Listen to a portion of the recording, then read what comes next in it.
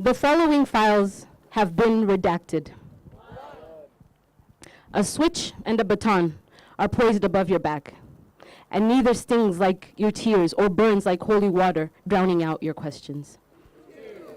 You stay awake into the night, waiting for proof that your mother has survived another day of serving everyone but herself.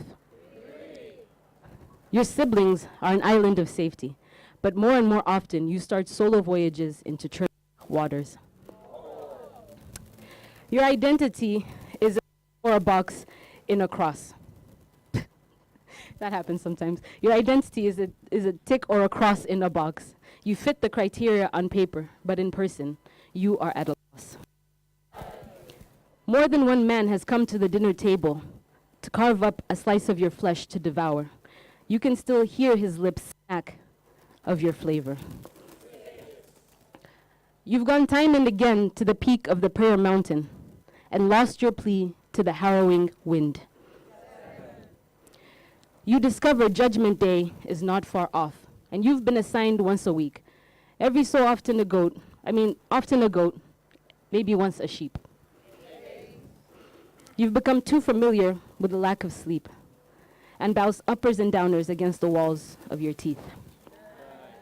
You've fallen in love with your feet and nurture their wings with warmth, canvas, and leather. They stay pristine like you could never. One smell, one song, one sound, and the memories boil to overflowing. An archive builds as you recover what was redacted. Even if it's labeled taboo, it resides inside you. Every classified secret you try not to surrender to regret. A madman dreams of a pornography machine. And you can't remember the last time your body felt like such a burden. Once a month, you bleed out. Once a month, you wish it was a wound. Once a month, you wish it would heal. Cells regenerate but retain their memory. They perform their death day after day. You start to cut them away. The logic is there. God is everywhere because God is the congregation. And God hears the rumors because God won't mind his own damn business. The older you grow, the less you know your family. The fewer overlaps you have in your realities. Just as bloodlines are a form of bondage, lines of blood can set you free. Now, everywhere you go, you handpick members of your family. You are not a person until you are married with children. Your forefathers have this vision. Now you rehearse how to duck out of their line of sight. You play the state that I am in on loop and stare out at the green and shimmering hills of your home, knowing they hug valleys of nightmares. Everywhere you go, you must prove who you are, again.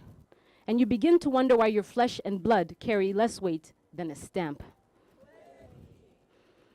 The heart palpitations have stopped, but traces of anxiety remain. And you hope filling in the missing pieces will make sense of your life's refrain.